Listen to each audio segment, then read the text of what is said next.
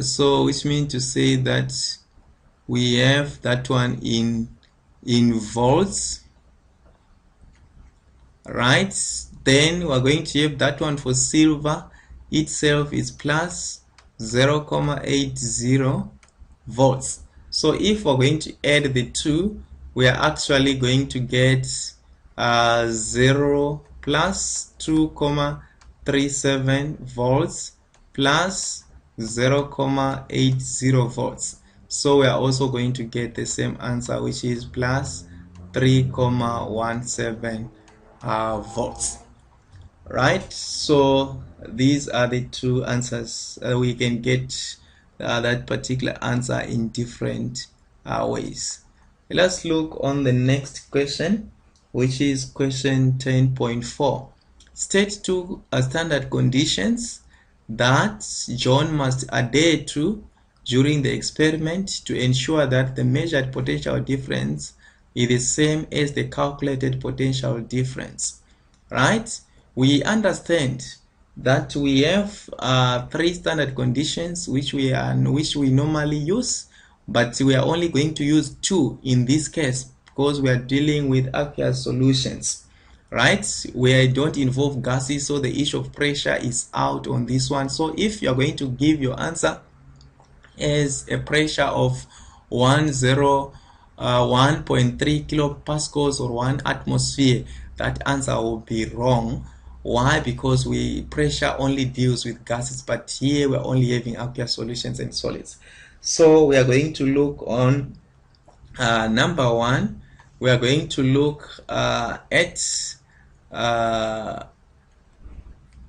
right.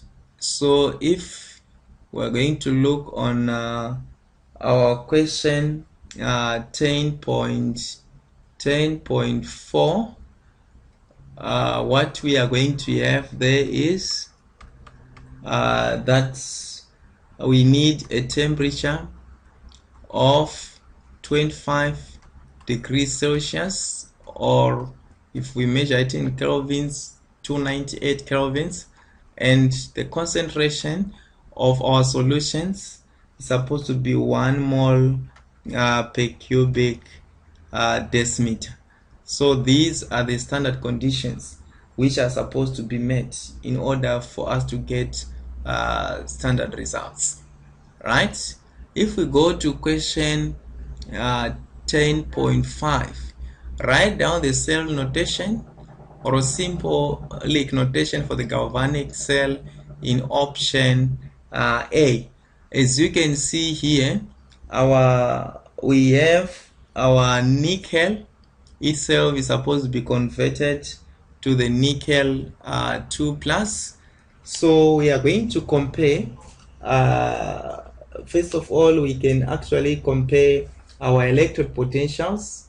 If you go to electrode potentials, you are going to see to it that the reduction reaction for nickel 2+ giving nickel is minus 0.25, and that one for silver itself is actually for silver, as we have already highlighted, it's plus 0.80. So silver itself participates in a reduction reaction, and our nickel is actually going to participate in an oxidation reaction. So therefore, normally when we are presenting our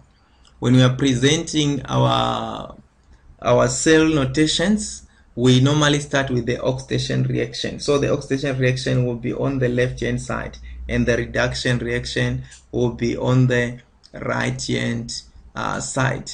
So we are going to write our question 10.5 as, right, we actually have our nickel solid being converted to nickel 2+ aqueous solution, then at a concentration of 1 mole per cubic decimeter, right? And this one is our salt bridge, and we are going to have our silver ion in aqueous solution, and then it is at a concentration of 1 mole per cubic decimeter, and it is being converted to silver solid. So this one in itself is our cell notation. So if we go to question 10.6, our question 10.6 says, without any calculations, determine which one of option A or option B should result in the galvanic cell with the highest potential difference. Refer to the relative strength of the two reducing agents involved, as well as the relative strength of the two oxidizing agents involved, to actually explain your answer, right?